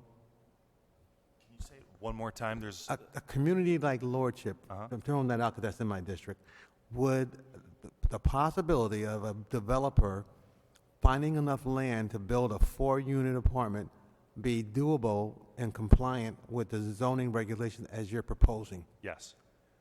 That's my concern. Enough said. Can you articulate the concern? Because I might be missing it. I don't think my constituents in the Lordship area would be open to a regulation that allowed for their neighborhoods to start changing in that manner. Well, the other alternative is that same example that you just gave. The applicant would be able, and probably succeed, of taking it to an affordable housing application. So that's the alternative, where they would get even more than 4 or 8 units. And just to answer your question, one of the things that we were able to do in the Hamilton Avenue project, we put in 8 units, but even to do that, to avoid a threat or an action of affordable housing, we took the last available units and changed our regulations just so that we could get away with 8 units. Otherwise, we would have been met with at least 30 units that were allowable under the affordable housing. Mr. Fuller. That's fear-mongering and speculative. You're presuming, based on a threat of a developer that might develop affordable housing at some point in time, because they're getting something that they're not getting something that they want. So are we going to hold our zoning regulations then hostage to 830G? It's something we really have to consider, because if we open up that door, what else are we opening up to? Maybe developers are going to threaten parking regulations. Maybe they're going to develop other residency regulations. This is something we really need to take a long, and I mean long and deliberative look at, because it does change the nature of residential zones. Well, one of the ways to do that is to open it up to the public by going through the process. I would say that our history, it's not holding hostage. Madam Affordable Chair, I housing. still have the floor. I didn't finish. Sorry, thought you Thank had you. finished. And I'll dovetail into the point about public process, but maybe there's a way to look at caps in a different way, as opposed to a hard number for the whole town and a hard number for whole districts. Maybe there's a way to legislate a waiver process for a neighborhood or for a zone or for the town, where 3 apartments might make sense in that neighborhood, but may not make sense in another neighborhood. That's another thing we have to look at. Maybe caps are not looked at hard numbers, but percentages and ratios, as opposed to just a firm 100 or 1,000. That's something that should be taken a look at. And if you want the public process, look at every major zoning regulation that has been brought forward to this town. TOD, POCD, which is probably a big process there. The theater overlay zone, even the parking, even the signage regulations. Those required task force. Those required community organizations being involved. And I think this process should also include that. This process needs a good, thorough study. I'm not talking about a formal study where you get traffic and realtor studies, but there needs to be community groups involved with this, contributing to this process, because this is a big shift in Stratford residential policy. But for us to begin that process, we have to begin the formal application so that No, we don't. We could form a task force. We could get groups together before we put an application together. It's what we've done with TOD. It's what we've done with the POCD. Actually, did we do that for the POCD? Yeah, it was in That was before. we put together a task force for the POCD, and we put together a task force for TOD. TOD, I know, because I was a member of that. Now, we just passed the theater district. I don't recall that having a task force. And we just passed the waterfront. It also has an exception, and we didn't have a task force. Those are two that I've, Task force. as far as I know, the theater, because I was involved in that did not have a task force. It was some more informalized. A lot of committees and commissions weighed in, like Historic District, Arts Commission, Council, Planning Commission. It might even be so far back where planning and zoning was still one unified board, but there is a theater district that goes back to the 80s. That's still on the books. I think that the intent, and I'll go back to TOD again, the intent was to have an ongoing commission, a committee, working on TOD-related issues, which really dovetail into exactly what we're talking about doing here. But I don't think we can make these kind of changes without getting the community more involved in it. We've got to get them engaged early on. And Well, that's what I was suggesting, but you'd need to formalize the process. Otherwise, you don't have a process of which to gauge you. I mean, TOD is exempt from anything that we're doing. So is the waterfront, so is the theater, so is OPD. All of those are exempt, and they will remain as exempt. Those will not be impacted by that at all. But you might, I'm suggesting that you formalize the process so it doesn't become a elongated process that doesn't get addressed. That's why I'm suggesting that we actually put it forward, let the Planning Commission review it, let it go out to the public, engage the public as part of a formal process. But that's already having a draft regulation going to be voted on by planning and zoning. What I believe Commissioner Pohl and myself were getting at is even before you got to that point, you had these community groups creating what would become the application, contributing to that part, the real drafting of the policy. Well, if we can put some movement around it so that it doesn't become like we have with medical marijuana, a six. Well, we have regulations proposed for that. I mean, come on now. Seriously, Madam Chair? Seriously? What are you talking about? There have been multiple drafts of the medical marijuana out there. So are you saying that's held up? It's held up because this commission's not taking a vote on it. So that's a poor example. It's also a poor example that you're using the threat of affordable housing as a means to justify this policy. Why? Because how do you fix affordable housing? Not by doing this. You do it by getting to the 10%. Whether that means more properties we currently have get acquired into 830G designation, which hopefully, knock on wood, Stony Brook does, or Success Village does, or by creating new affordable housing opportunities to get ourselves to the 10%. So if you want to fix the affordable housing problem, get as close to the 10% as you can. I mean, that's a different way to, if you want to solve affordable housing, solve affordable housing. I may have a different approach to yours. I just happen to disagree. That's all, Mr. Fuller. I think that affordable housing can be addressed, and it's not always bad. I'm not of the opinion that every affordable housing project is negative.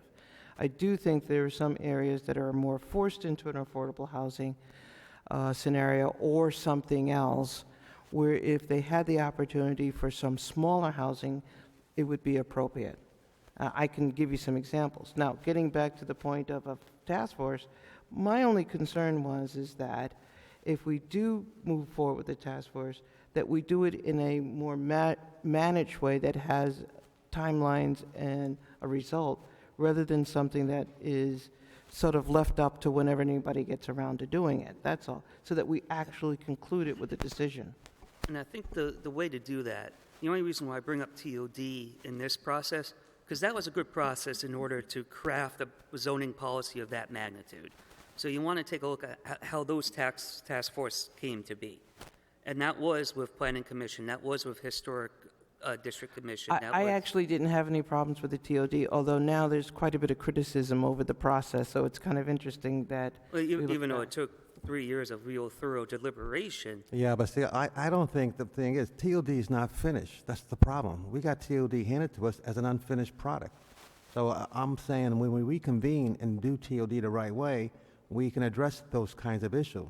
But if you're going to make a vision statement about what we're trying to do here, and first I heard it was increased density, but then at the same time, I'm hearing that we're trying to fight off affordable housing initiatives. Well, let's write a mission statement that sounds like it's plausible.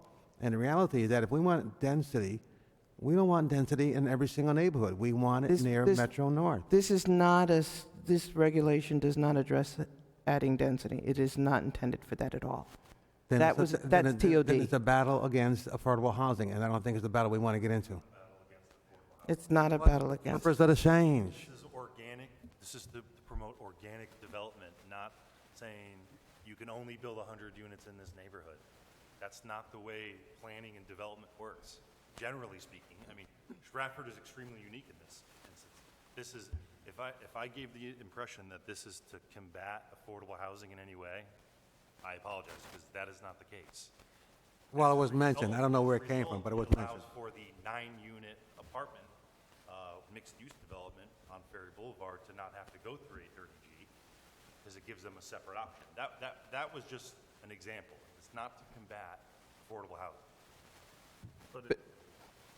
But it works with it, so we don't, try to tread lightly here. Hopefully. We don't have some of these 830Gs that can really weigh in on you. I'm not saying I'm against it or we're for it, I'm just saying it helps horseshoe in some other Well, ways to, it helps, and it gives the developer some, it gives us some more control over smaller development and to recommend and deliberate over some smaller development. Stratford is made up of a lot of small plots of land all over the place. well, We're like Boston, small Boston. so going back to this 830G, and let's just let that sit on the burner. Jay, how many we don't see single houses coming up in front of us because that's not our gig. We get a lot of, They don't need to. yeah, but what would your ratio be between that and multiple like we're dealing with all the time? Because I really don't see a lot of single houses going up in Stratford. I mean, I do see them, but I see a lot of multiple places going up. I mean, we just had like a whole, I can tell you it's probably 99% are single-family dwellings that we process of residential development. and what about these Hamilton Aves and everything else we got coming up? That's like 1%? Wow. Because a single I wouldn't family, thought that at single all. family, it doesn't require any, maybe it needs to go for a variance for the Board of Zoning Appeals, but generally, they try to design them as of right, so they don't have to go before any land use commission. Because, I mean, I don't see us putting up a lot of single families. I do drive around town, I see single families going up here and there, 50 by 100, so on. I mean, these applicants with the multiple like we're dealing with is like huge, I thought. Okay, It's- I wanted to know. It's also, to that point, is most of Stratford is already developed. A lot of the plots of land are already developed, so you're not going to see like a whole new swath of a you might find a cul-de-sac of like 4 houses, but you're not going to see like, where I live, where every street's named after some city in California, or, some developer back in the 60s had 10 nieces and each street got named after the niece. Hey, get out of my neighborhood. Yeah. Or, your favorite color or your favorite sports team, whatever it might be. We are over 90% developed in terms of our land. So we have the challenges a northeastern town with limited land has. We're older, we have limited space. Go back to history, Mathis and Ben Franklin wrote about what would happen if the frontier closed, and it drove them crazy. It was their worst nightmare. Well, Stratford doesn't have a lot of frontier left. You have to look at redevelopment and reuse. So I think the question should be is, what do we do to protect single-family neighborhoods? Because that does provide unique neighborhood charms. Maybe there's a different way to look at the cap. Maybe it is waivers. Maybe it's increasing the cap. I don't want to get rid of a cap. Maybe it's a different thought process to a cap, though. Maybe it's ratio. Maybe it's a bigger number. Maybe it's waivers in certain areas. There are a lot of different ways to do it. Do we have You can any, do a $5 million study based on your And you get 5 million infrastructure different- that basically says your infrastructure can support this many units. do we have any brownfields possibly that can be converted to single-family homes for what we're trying to do with density? Are there any local brownfields that still need to be opened up and modified? that aren't contaminated? Because I know we can't do it in some of these contaminated buildings, but I don't know if we have any brownfields. A lot of the trends have been going on throughout the country is take these brownfields and make them apartments and sell them to the people. I think that's the idea of the DOD. It really encompassed a lot of our most contaminated sites Right. and incentivized development there. What we do have, though, and one of the concerns that I particularly am sensitive to, and probably a little bit more in my district than some of the others, we have a lot of open lots. They're just big enough to put multifamily and qualify for some of the most dense housing regulation, which would be objectionable to the neighborhood. But there is no alternative available to use smaller housing and smaller opportunities for that as well. Mr. Fuller? Is there a way to exempt that neighborhood from bedroom equivalencies? Because if you say if it's an issue down in the Johnson neighborhood, maybe there's a way you just get them out of the whole bedroom equivalency equation to begin with.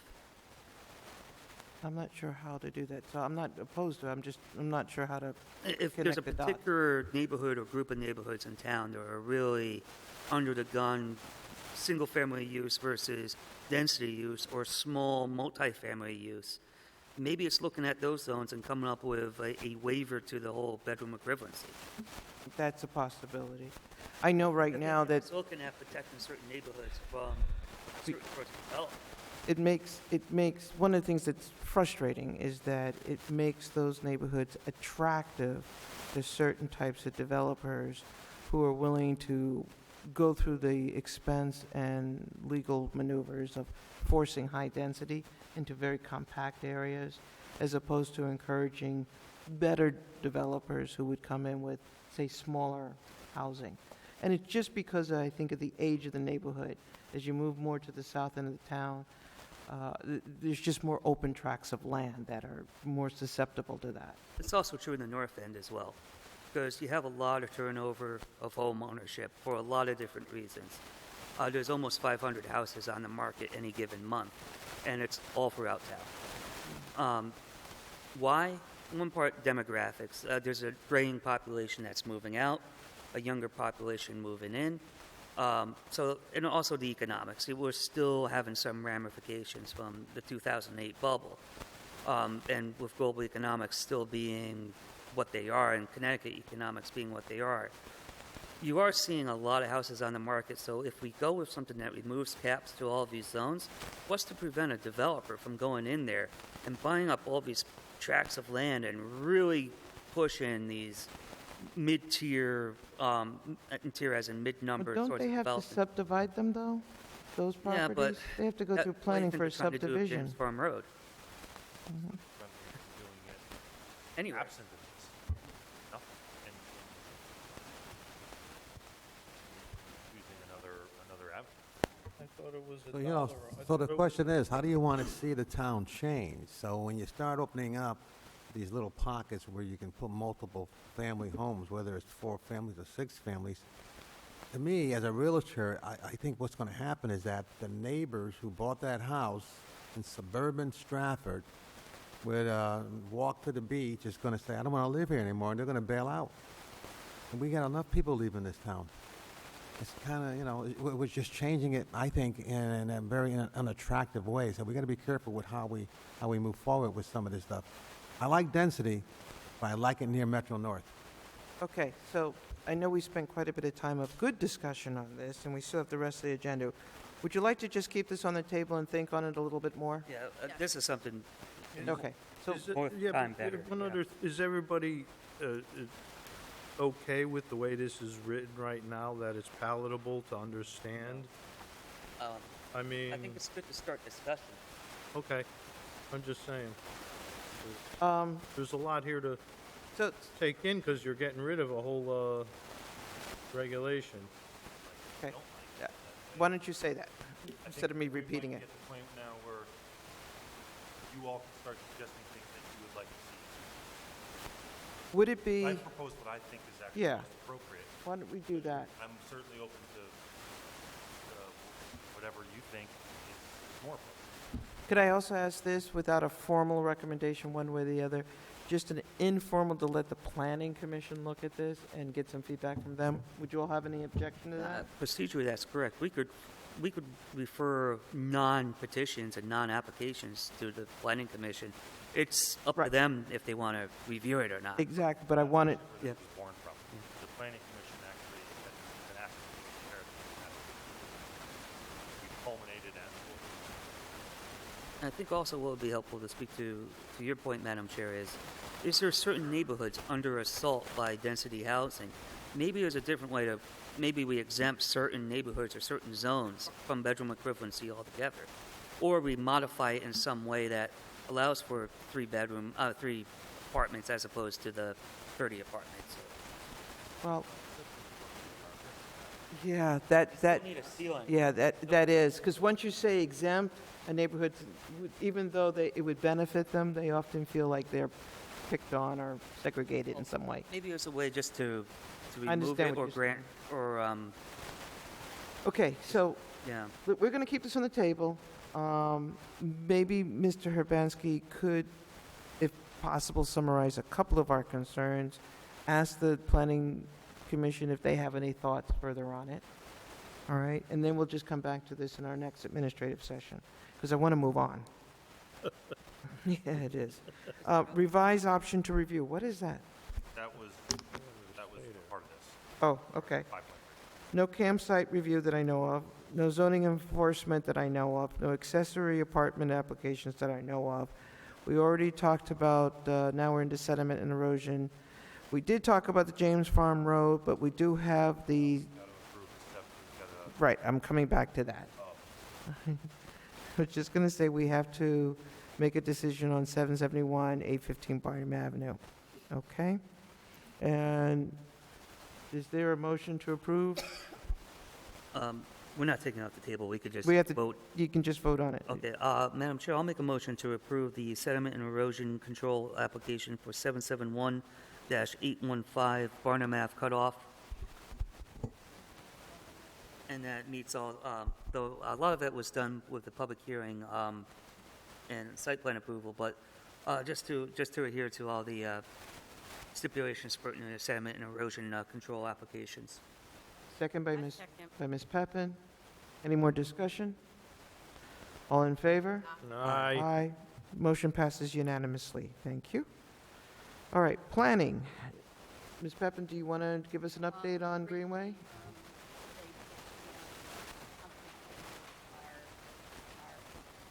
Oh, that's right, they tabled your request. Okay, next month. The other items, consider recommendation to amend the liquor permit sign-offs. Oh. Yeah, why don't you talk to that one?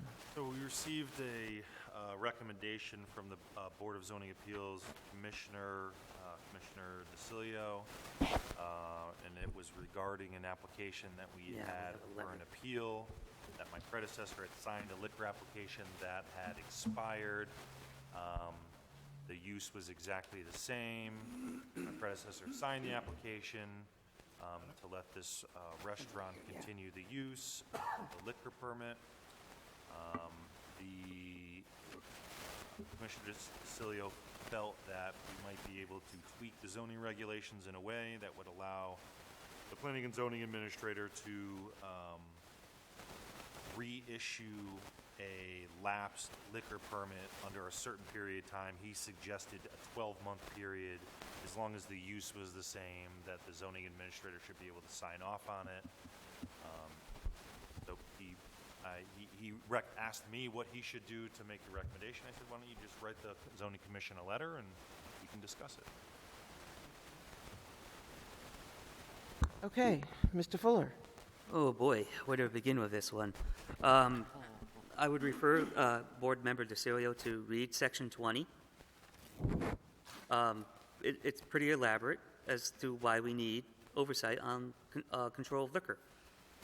It's one of the bedrocks of special case applications, and I feel if a establishment is not up to speed with its permits, why should the commission get them off the hook? They're responsible for that. Unless there's something consistent with the State Department of Consumer Protection that has a grace period with it, I I could see maybe making that part of the zoning commission, making it a little easier. But if they're not responsible enough to keep up with their permits, shame on them.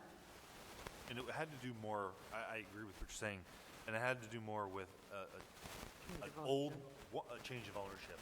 There's one owner, they have their liquor permit, they agree to a sale to owner B, they're gonna be coming in, owner B buys it, and then they find out the liquor permit has lapsed, or they wanna do the exact same sit-down restaurant with. Well, they would need a new permit anyways. They're a new owner. I know some of them get grandfathered in. There's so many different liquor permits out there with the state of Connecticut. This would then take us down a slippery slope as well of, well, this guy buys a liquor permit and probably gets a permit and then passes off to his buddy over here. I mean, there's a reason why the commission reviews this stuff. Who else to say that this doesn't happen? A permit changes hands without zoning commission approval, without the need for zoning commission approval, and ends up next to a church, a synagogue, a school, a daycare center. I mean, that's the whole reason why we have the special case. Well, I thought this was only in the case where there are no other conditions that changed. It was an existing license that wasn't approved. Well, who's to say there isn't a grandfathered property that has that sort of permit next to that sort of facility, whether it's a school, whatever the sensitive properties are, that predates The special other thing case. too, when he bought that property, what did the sales contract say? I mean, if the sales contract had in it that he was buying the liquor permit at the same time, then the seller of that property breached the contract. It shouldn't fall on the commission to rubber stamp another license for him. He had to breach the contract with the people he was buying the property from. We can't get in the middle of that. Yeah, I have no idea what this is. No. And I don't know either. I would have liked to known that. I mean, somebody took that one over there, and then somebody dropped the football, and I don't have any of that information. I mean, there is, I mean, I do have some sensitivity to say that if there is a grace period, a reasonable, I think 12 months is too much of a grace period. If we're talking about a sale and a change of ownership, and I know sometimes these sales can get hung up for a couple of months as they go through the process, and the seller is trying not to pay the dollar amount to renew. But that, I'm talking about a reasonable month or two grace period, not 12 months. And I'd be open to something like that. That's almost like if the guy didn't pay his taxes, then what's he going to do? I mean, it's his obligation to pay the taxes, pay the license, and I'm sure the town that has the tax payment due is not going to forgive him and say, "Oh, okay, we'll pass the buck on to the next year." There was some kind of default in that contract. Yeah, I would say even the town paying your taxes, they have a grace period of 30 days. So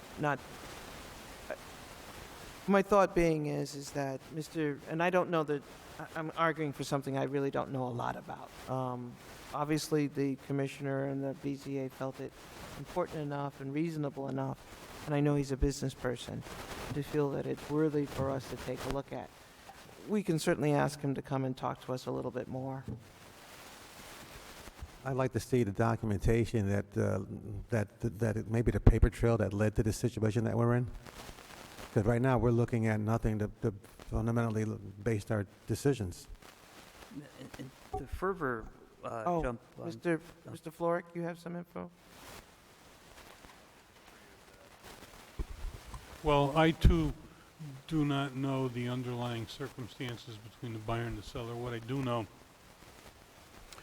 is that apparently the location had been approved, and then for some reason it expired. I don't know whether the first owner went out of business. I don't know what happened, but that particular liquor permit expired. And so when a new person took over the business sometime later, I don't know whether they started their own business or whether they purchased assets from the previous owner or whatever. They had to get their own liquor permit, of course, and so they came into the zoning office, and the previous planning and zoning administrator signed off on it that it was the location was approved. It didn't violate any zoning regulations.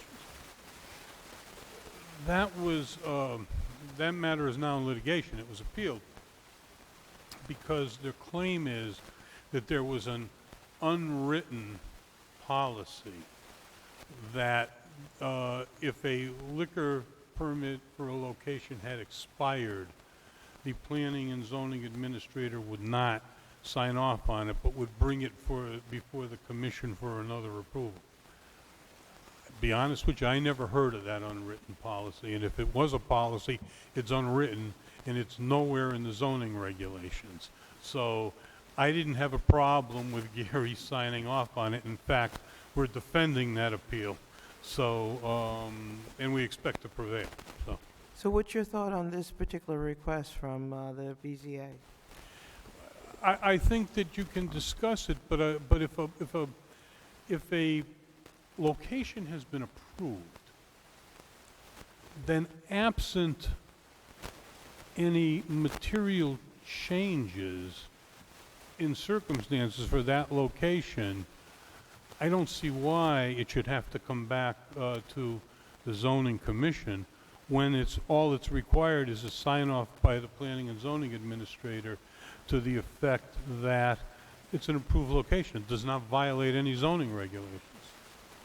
I think you're just making yourself more work, and you have enough work to do. So there's really no point to have a zoning regulation. If it's approved, it just needs the John Hancock by the appropriate. Well, it's a location approval is what it is. It's not a special case. It's not a variance. It's simply a location Is it a approval. state liquor permit? State liquor, yeah, liquor So permit. Then the state should just issue them, or do they No, have it? But there's a statute that requires that before a permit is issued, the local authorities have to sign off, and the zoning people have to say that it doesn't violate zoning. The fire marshal has to weigh in and state that the premises are in compliance with the fire code, et cetera, or else the Liquor Control Commission won't issue the permit. So maybe what we need to do is verify that it was just an expiration and it wasn't any kind of revocation based on some violation. I mean, I just can't rubber stamp it unless I know for sure that it was just a normal expiration. And if it was a normal expiration, then maybe we can do something under that consideration. What I think Commissioner Castilio's intent was, because there was talk about an official policy, an unofficial policy, make an official policy. Official policy is if it's gone by this many, if it's expired by this 3 months, 2 weeks, 1 day, and it's signed by me, by the planning and zoning administrator by that policy date, then it's okay to sign off. If not, then it goes back for regular approval. I think that was the intent. Well, that's the whole point, but yes. I actually, like I said, I not knowing, I understand now more of the details. I can move in favor of that, but not for 12 months. I think that's way, way too long. I'm thinking 60 days is reasonable enough, because what we're really doing is approving the location. That's essentially what we're saying, is that the location hasn't changed, the conditions of the location hasn't changed, and therefore the zoning administrator can sign off on it. A year, anything could happen. That's just my thoughts. Anybody else? State policy of expired liquor permits. Like, what happens once, with the Department of Consumer Protection, once a permit expires? I mean, I think that's the requirement, that's the reason for the requirement for the signature. I'm not sure that the state has an official position with respect to that. We can certainly do some research on that if you want, but. Is that our famous audio? Getting too hot. Probably get He's tired. Yep. So, if that's your pleasure, we can do some research on that. But I don't know the answer to the question whether the state has any official position regarding expired liquor permits. Why don't we ask them Yeah, to do an official? because really what I'm trying to get at is, once a permit expires, a liquor permit expires, under state Department of Consumer Protection, regulatory policy, or by state statute, is that permit null and void? Is that, you have to get a new one? Is that, Well, every new permittee has to get their own permit. yeah, So each new application is new. But I don't think that's the issue. I think the issue is whether the location then has to somehow be approved by that Liquor Control Commission, or whether a simple sign-off by the municipal authorities that doesn't violate zoning, that it complies with the fire code, et cetera, is sufficient. and then the other question is, what caused the expiration? Was it because no one signed off on it, and that created a hardship for the permit expiration? It's a lot of unanswered questions. Well, how about this? I'd like to put this on the agenda. One, Mr. Flork, if you could do a little research to Mr. Fuller's questions, I think they're valid questions. All right, and then we can respond back to Mr. Sulio that we're taking this up and researching it at least. I do appreciate and encourage our other boards to bring forward any ideas that they see fit for us to look at. That's the kind of cooperation I think that should be recognized. Mr. Fuller? Just to dovetail on that, especially from the Board of Zoning Appeals, because they're the ones that kind of deal with the kinks in the zoning armor, if you will. The reason why I have a variance is because something doesn't comply with the zoning codes. Right. So I think if there's any way for BZA to say, hey, we're seeing a lot of X, Y, and Z, that might suggest to us it fits in the zoning regulations. And I happen to very much agree with you on that. So we can proceed on that one. All right. If it's okay, with the goal setting, if we could postpone everything except for two items, the miracle marijuana and the methadone. I do want to give an update on that. I'm working with Mr. Solhavy if we could change the time to 7 o'clock. I know he and I have been back and forth with some emails. I did get to hear from everyone, so thank you very much. Okay? And thank you for listening. Yes. So we're trying to find, just to give you the update, Mr. Urbanski had actually laid out several dates to these gentlemen, both Planning and Zoning's administration dates, our administration dates. So we're just trying to find a date that we can all come together, but we're trying to do it for 7 o'clock. Am I saying that well? Yes, and I mean, we all want to be there, but the whole purpose is to get these other votes. And just based on the conversation, it seemed like we need to work within their schedule in order to even have that meeting. If that's what we wanted. So I'm going to see if we can get them to a little bit later time. I have a 20th. contact at the Bethel facility too, if that would provide another option.